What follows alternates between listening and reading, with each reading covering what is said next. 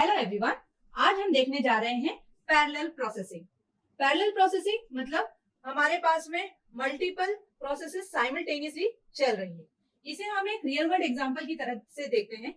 आप किसी कैफे में गए, कैफे में दो चीजें सर्व हो रही है। एक तो हो रहा है आपका सैंडविच और दूसरा हो रहा है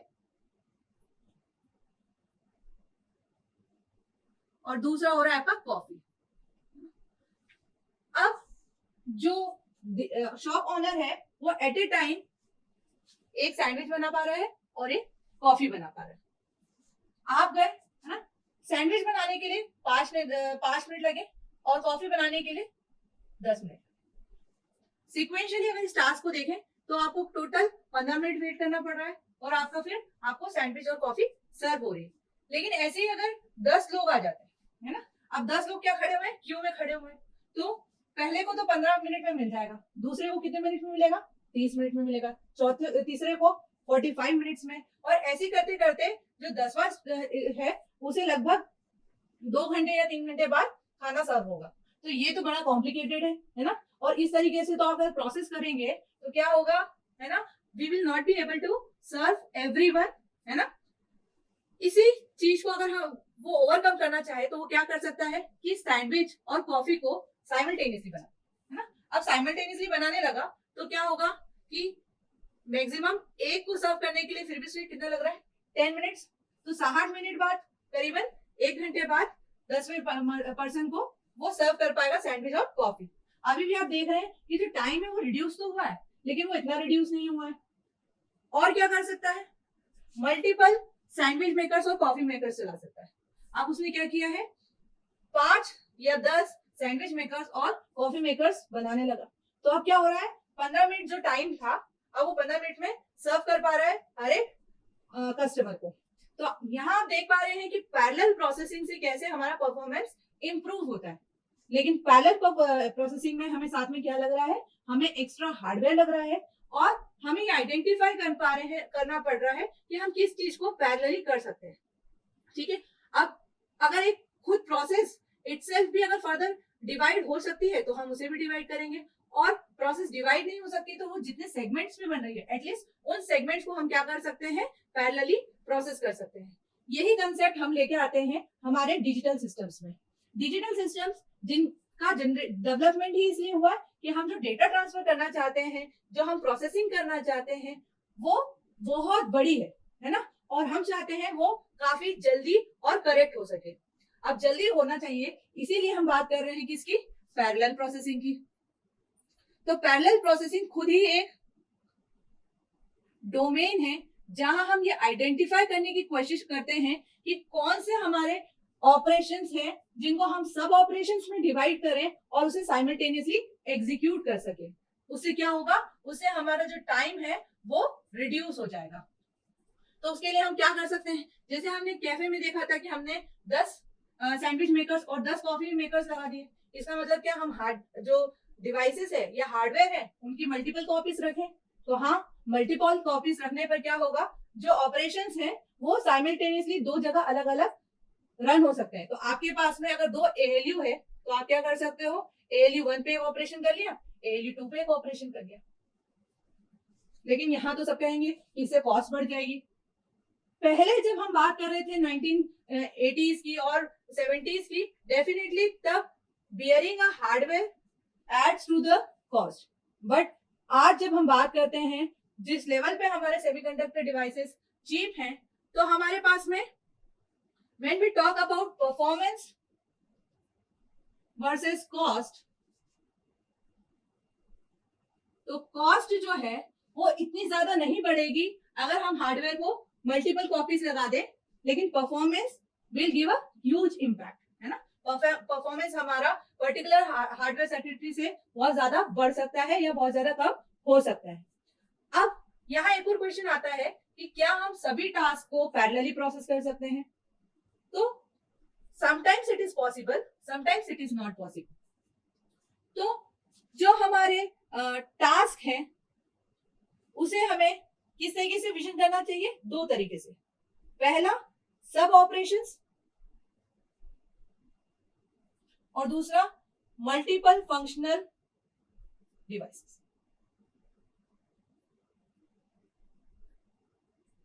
अगर हमारे पास में कोई ऐसा टास्क है जो मल्टीपल सेगमेंट्स में अगर हम उसे डिवाइड करें, तो एक पर्टिकुलर सेगमेंट एक पर्टिकुलर हार्डवेयर पे एग्जीक्यूट हो सकता है, दूसरा पर्टिकुलर सेगमेंट दूसरे इस पे एग्जीक्यूट हो सकता है, और ये जो सब ऑपरेशंस है ये अलग अलग हमारे हार्डवेयर पे एग्जीक्यूट हो सकते हैं। तो हम क्या बोलेंगे कि टास्क के हमने मल्टीपल सेगमेंट्स क्रिएट कर दिए, है ना। बट अगर ऐसे ऑपरेशंस पॉसिबल नहीं है तो हम क्या कर सकते हैं, मल्टीपल फंक्शनल डिवाइसेस यूज कर सकते हैं, है ना, कि एक पर्टिकुलर टास्क एक डिवाइस पे और एक हार्डवेयर पे एग्जीक्यूट हो रहा है, एक उसकी कॉपी पे एग्जीक्यूट हो रहा है, एंड सो ऑन।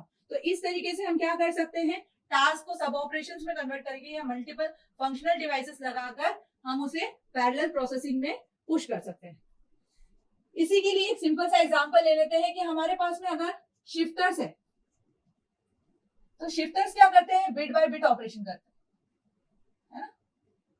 तो ये जो ऐसे डिवाइसेस है ना, जो कि क्या है, सीरियल ऑपरेशन ही परफॉर्म करेंगे, है ना, या सिक्वेंशियल ऑपरेशन ही परफॉर्म करेंगे, उनकी तो हमें क्या लाना पड़ेगी, कॉपीज लाना पड़ेगी। और ऐसे ऑपरेशंस जो कि हमारे सब ऑपरेशंस में डिवाइड हो सकते हैं, लाइक हमारी हम बात करें इंस्ट्रक्शन की, तो एक इंस्ट्रक्शन के मल्टीपल फेजेस है। एक फेज में इंस्ट्रक्शन मेमोरी से आता है, दूसरी फेज में वो डिकोड होता है, तीसरी फेज में वो उसके ऑपरेंड्स आते हैं। तो आप एक इंस्ट्रक्शन को एग्जीक्यूट होने के लिए मल्टीपल फेजेस से होकर जाना होता है। ऐसे में हम क्या कर सकते हैं कि हम देख सकते हैं किस फेज में कौन सी हार्डवेयर सर्किटरी लग रही है, और उस पर्टिकुलर हार्डवेयर सर्किटरी को दूसरे हार्डवेयर सर्किटरी से हम अलग कर सकते हैं, और वो पर्टिकुलर प्रोसेस को हम पैरेलल कर सकते हैं। तो टास्क को हम सब ऑपरेशंस या मल्टीपल फंक्शनल डिवाइसेस के बेसिस पे क्या कर सकते हैं, सेपरेट आउट कर सकते हैं फॉर परफॉर्मिंग और गिविंग पैरेलल प्रोसेसिंग। एग्जाम्पल के लिए हम देख सकते हैं कि हमारे पास में R0 और R1 दो रजिस्टर्स है ना, और हमारे पास में ALU में मल्टीपल क्या है, मल्टीपल सर्किट्स है, for arithmetic, for logical operations, for complements, for shifts. अब क्या हुआ, ALU में एट ए टाइम कोई अरिथमेटिक ऑपरेशन के लिए आया, तो रजिस्टर्स की जो वैल्यू है वो यहां चली गई, ठीक है। हमारे पास में कोई दूसरा आया, हमारे अदर सेट ऑफ रजिस्टर्स, अब लॉजिकल तो हमारा फ्री है, तो लॉजिकल में उसकी वैल्यू चली गई, है ना। तो यहां पर अगर हम R3 R4 ले लें,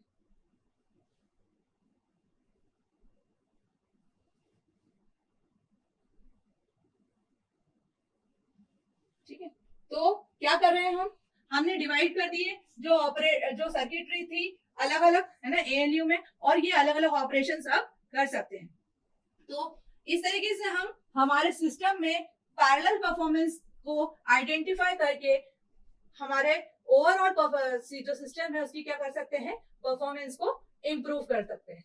एक और एग्जांपल देखते हैं, हमारे पास में AI into BI plus C, ये एक ऑपरेशन है, और ये होना है हमारा I की वैल्यू 1 2 अप टू n।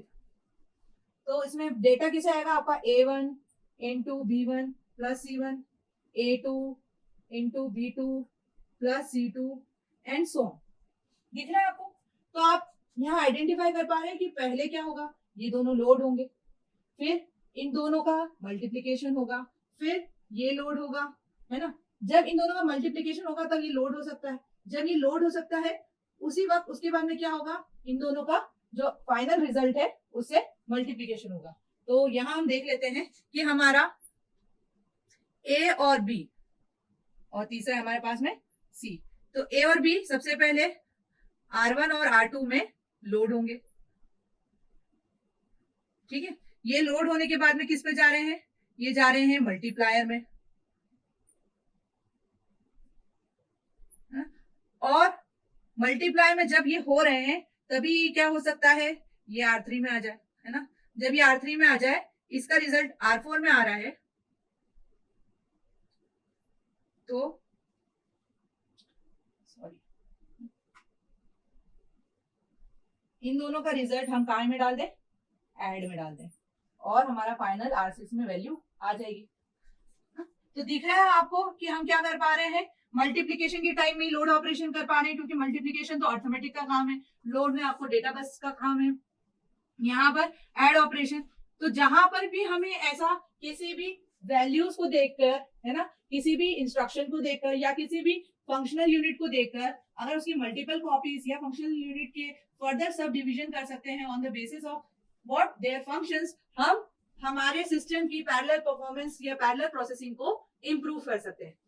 यहाँ पर हमें दो चीज का ध्यान रखना है कि सिस्टम में हमारे पास में आती हैं डेटा स्ट्रीम्स और इंस्ट्रक्शन स्ट्रीम्स। या तो आपके पास में डेटा या इंस्ट्रक्शंस, दो अलग अलग स्ट्रीम्स हैं, और आप दोनों में ही क्या कर सकते हो, पैरेलल परफॉर्मेंस कर सकते हो। तो फ्लिंट्स क्लासिफिकेशन के अकॉर्डिंग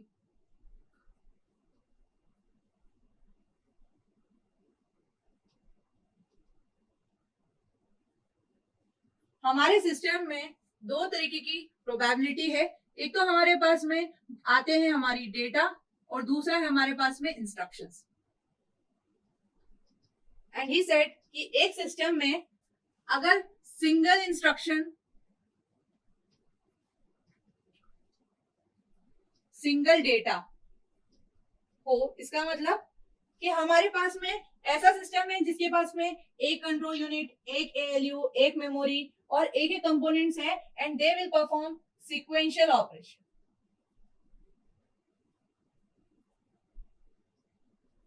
ठीक है, सिंगल इंस्ट्रक्शन ले सकते हैं। देन सिंगल इंस्ट्रक्शन,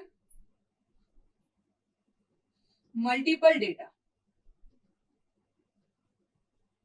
यहां पर हमारे पास में क्या है, multiple data to get operated है, तो हमारे पास में मल्टीपल फंक्शनल यूनिट्स है, मल्टीपल प्रोसेसर्स है, तो ये processor P1, P2 and so on, और all this processors are getting information from control signals from a control unit. तो डेटा आपके प्रोसेसर्स के पास में अलग अलग है, और ये कंट्रोल यूनिट क्या कर रहा है, सभी को इंस्ट्रक्ट कर रहा है to execute the data available. Memory also must have capability to store multiple data. ठीक है, तो सिंगल इंस्ट्रक्शन मल्टीपल डेटा में हमने क्या देखा कि हमारे पास में मल्टीपल प्रोसेसर्स हैं, वो सभी किससे कंट्रोल हो रहे हैं, एक सिंगल कंट्रोल यूनिट से, और हमारी मेमोरी में वो कैपेबिलिटी होना चाहिए कि वो मल्टीपल डेटा को होल्ड कर पाए। नेक्स्ट है हमारा MISD, that is multiple instruction single data. अब एक डेटा है और मल्टीपल इंस्ट्रक्शंस है, तो ये पॉसिबल है ही नहीं, तो इस टाइप का कोई कॉन्फ़िगरेशन एग्जिस्ट नहीं करता, ये सिर्फ एक थियोरेटिकल मॉडल है। और लास्ट है हमारा multiple instructions, multiple data. Multiple instructions हो सकते हैं, उन मल्टीपल इंस्ट्रक्शंस के पास में मल्टीपल डेटा हो सकता है, उस केस में हमारे पास में जो फंक्शनल यूनिट्स हैं या हमारे पास में जो फंक्शन जो एग्जीक्यूशन के लिए टास्क है, उसमें हमें मल्टीप्लिसिटी देकर और प्रोवाइडिंग देम एक्स्ट्रा हार्डवेयर हम इसे बना सकते हैं। तो मल्टी प्रोग्रामिंग, जैसे हमारे पास में आजकल के सिस्टम्स हैं, वो किस में आते हैं, वो आते हैं हमारे MIMD में, जहां पर हमारे पास में साइमल्टेनियसली मल्टीपल इंस्ट्रक्शंस है, क्योंकि हमारे पास में प्रोसेसर में मल्टीपल प्रोग्राम्स अंडर एग्जीक्यूशन रहते हैं, है ना। मेमोरी मल्टीपल प्रोग्राम्स को होल्ड करके रखती है और स्विचिंग करके हमारे मल्टीपल ऑपरेशंस या मल्टीपल प्रोग्राम्स एग्जीक्यूट करवाते हैं। तो MIMD जो कि हमारे recent systems, multi programming systems की हम बात कर रहे हैं, तो इस तरीके से क्लासिफिकेशन फ्लिंट्स ने दिया based on data stream and instruction streams, जो कि क्या हमारी systems on the basis of their configuration handle कर सकते हैं।